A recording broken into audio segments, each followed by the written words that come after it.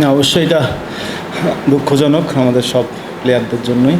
তো এটা তো আমাদের অ্যাকচুয়ালি হাতের না, আমরা দূর থেকে যেটা দেখছি। সো এটা আমরাও চাবো সবার জন্য এটা সুস্থ একটা তদন্ত হয় এবং তদন্তের মাধ্যমে যেন একটা সব এরকম যেন নেক্সট টাইম আর না হয়, সেটার জন্য একটা সঠিক সিদ্ধান্ত নেওয়া হয়। না, অ্যাকচুয়ালি ফার্স্ট অফ অল আমাদের এই আমরা যে সিরিজটা দিচ্ছি এটা আমাদের সবার অনেক বড় করে সেলিব্রেশন করা উচিত ছিল, কারণ আমাদের অনেক বড় একটা অ্যাচিভমেন্ট।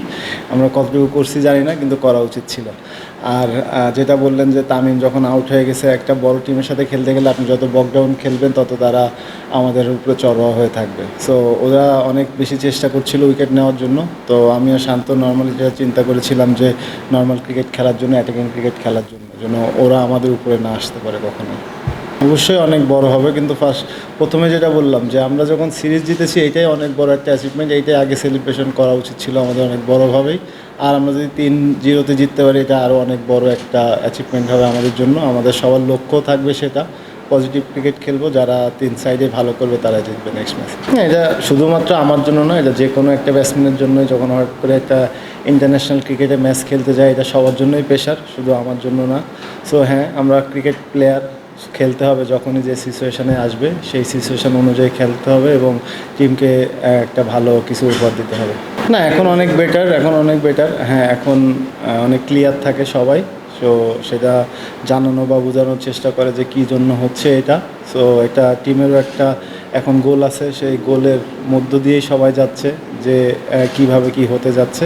সো এটা এখন আগের থেকে অনেক বেশি ক্লিয়ার থাকে। এটা খুবই ভালো একটা প্রশ্ন। না, এখন আমার দেখা যেটা এখন one of the best pace bowling side আমাদের, যে কোনো যে কোনো কন্ডিশনে যে কোনো দেশেই।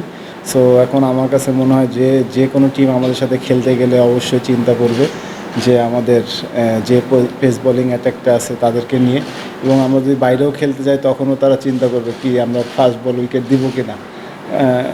সো এটা আমাদের এখন একটা খুবই ভালো একটা টাইম যাচ্ছে পেস বোলিং সাইড দিয়ে, যে তারা এত ভালো করতেছে। এবং আগে যেমন আমাদের উইনিং রেশিওর দিক থেকে স্পিন অনেক বেশি হেল্প করতো আমাদের, এখন যেটা ফাস্ট বোলাররা করতেছে। সো এটা খুবই ভালো একটা দিক। আমার কাছে মনে হয় যে তাদেরকে অনেক বেশি যত্ন করা উচিত, টেক কেয়ার করা উচিত, যেন আরও অনেক লম্বা সময় তারা টিমকে এইভাবে ভালোর দিকে নিয়ে যেতে পারে এবং ওদেরকে দেখে নিচের সারিতে যারা আছে তারাও যেন একটা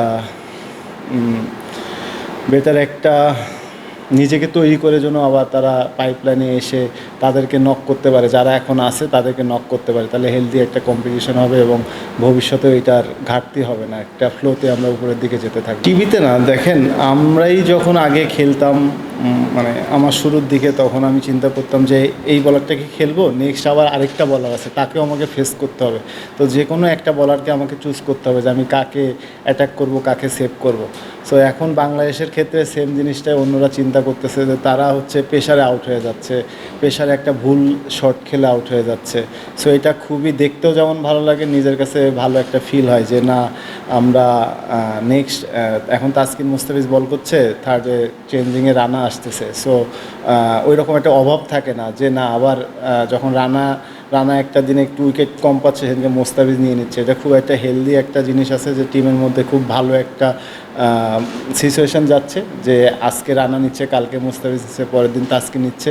সো এটা খুবই ভালো। এবং দেখেন লাস্ট সিরিজে কিন্তু শরীফুলও অনেক ভালো বল করছে, ভালো ইকোনমিতে বল করছে, কিন্তু সে টিমের একটা ইসের জন্য খেলতে পারছে না। সো এটা খুবই ভালো একটা দিক টিমের জন্য এবং আমাদের ভবিষ্যতে যে খেলাগুলো আসতেছে তার জন্য।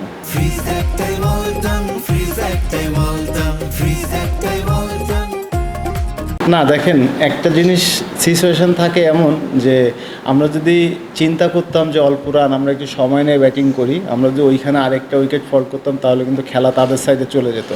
সো আমরা ওই সুযোগটাই দেইনি। তারা আপনার একটা জিনিস খেয়াল করে দেখবেন, তারা মেন বলারগুলো একসাথে 4-5 ওভার পর্যন্ত বল করে গেছে যে বিকজ অফ উইকেট নেওয়ার জন্য।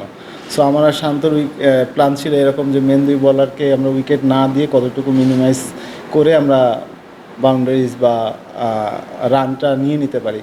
তো ওইটাই একটা প্ল্যান ছিল।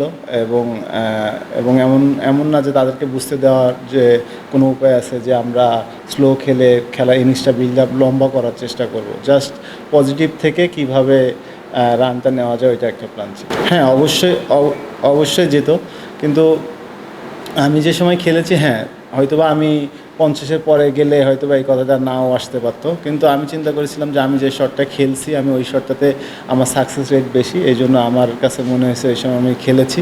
হ্যাঁ, আমি সাকসেস হই নাই, এটা ঠিক। আবার যদি চিন্তা করি যে না আমি 50 করার পরে মারতাম, সেটাও হতো, কিন্তু আমার কাছে ওই সময়টা মনে হয়েছিল যে আমি এটা দিয়ে খেলি, সাকসেস হলে হয়তো বা আমার কাছে ভালো লাগতো, এখন খারাপ হয়েছে আমার কাছে নেগেটিভ হয়ে গেছে। সো আমি চাইবো পরবর্তীতেও যদি আসে আমি নিজেকে এই শটটাতে ব্যাক করব।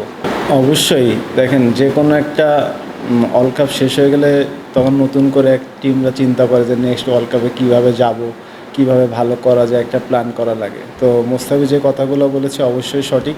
বড় টিম হতে গেলে এগুলো করতেই হবে, তা না হলে আর আপনি যদি আইসিসি ইভেন্টে ভালো না করেন বা বড় কোনো ইভেন্টে ভালো না করেন, ওইভাবে টিমকেও মানে কাউন্ট করে না। সো আমরাও চাচ্ছি যে আমরা যেন একটা টিম হয়ে একটা যে কোনো বড় টুর্নামেন্টে এমন কিছু করতে দেয় যেন আমরা টিমকে অনেক বড় উচ্চ পর্যায়ে নিয়ে যেতে পারি।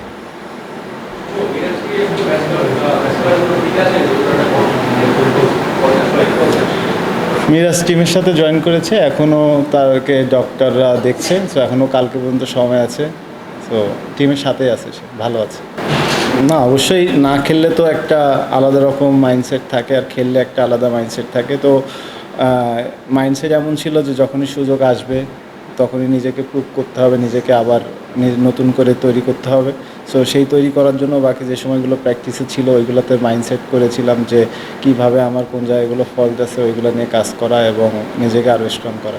এটা ম্যানেজমেন্টের, তারপরেও বলবো আমার দিক থেকে যদি জিজ্ঞাসা করেন বলবো যে না করাটাই বেটার, কারণ অনেক বড় টিমের সাথে আমরা খেলছি।